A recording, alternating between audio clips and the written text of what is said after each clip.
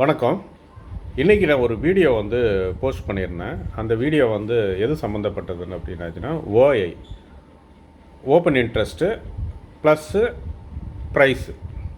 ஒரு price rise ஆகுதோ இல்லை குறையுதோ ஏறுதோ அந்த டைமில் ஓஐ அதிகமாகுதா குறையுதா அப்படின்ற ஒரு கம்பேரிஷன் மாதிரி ஒரு டேபிள் ஒரு போட்டு உங்களுக்கு சொல்லியிருந்தேன் நான். அந்த டேபிளில் ஒரு சில விஷயங்களை நான் சொல்ல மறந்துட்டேன். அதுக்காக தான் இந்த ஷார்ட்ஸை நான் உங்களுக்கு போடுறேன். அதாவது என்ன அப்படின்னாச்சுன்னா, நீங்கள் ஒரு கான்ட்ராக்ட் எடுத்தீங்க அப்படின்னாச்சுன்னா, ஒரு வீக்லி எக்ஸ்பீரியோ இல்லை மந்த்லி எக்ஸ்பீரியோ எடுத்திங்கன்னா அதில் ஸ்ட்ரைக் ப்ரைஸ் ஒரு 40க்கு மேலே இருக்கும். ஐடிஎம்லேருந்து ஓடிஎம் வரைக்கும் பார்த்தீங்க அப்படின்னாச்சுன்னா ஒரு 40 ஸ்ட்ரைக் ப்ரைஸ்க்கு மேலே இருக்கும். இது எல்லாத்தையும் நீங்கள் அனலைஸ் பண்ணணுன்னு அவசியம் இல்லை. நீங்கள் அனலைஸ் பண்ண வேண்டியது என்ன அப்படின்னாச்சுன்னா, ஏடிஎம் மஸ்ட்டு. ஏடிஎம்னுடைய ஓஏ நீங்கள் அனலைஸ் பண்ணுங்கள் வித் ப்ரைஸு. அதே போல் ஓடிஎம்க்கு மேலே ஒரு 2 ஸ்ட்ரைக் ப்ரைஸ் எடுத்துக்கோங்க, கீழே ஒரு 2 ஸ்ட்ரைக் ப்ரைஸை எடுத்துக்கோங்க.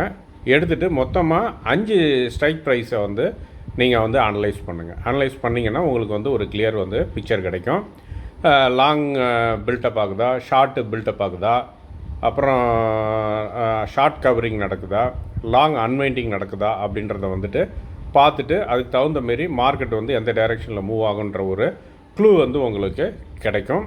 ஓஏ மட்டும் அனலைஸ் பண்ணி அதை மட்டும் பேஸ் பண்ணி ட்ரேட் பண்ணக்கூடாது. அது கூட order block, fair value gap, support and resistance, liquidity zone, RSI, MACD இதெல்லாம் நீங்கள் அனலைஸ் பண்ணிவிட்டு தான் ஒரு ட்ரேடை எடுக்கணும். ஓகேங்களா? சரி, இது உங்களுக்கு யூஸ்ஃபுல்லாக இருக்கும்னு நினைக்கிறேன். ஏதாவது டவுட் இருந்ததுன்னா என்னுடைய அந்த வீடியோவில், இன்றைக்கி போட்ட அந்த வீடியோவில் கீழே கமெண்ட்டில் சொல்லுங்கள். நான் உங்களுக்கு அதை என்னால் முடிஞ்ச மட்டும் வேறு ஒரு வீடியோவில் எக்ஸ்பிளைன் பண்ணி சொல்கிறேன். நன்றி, வணக்கம்.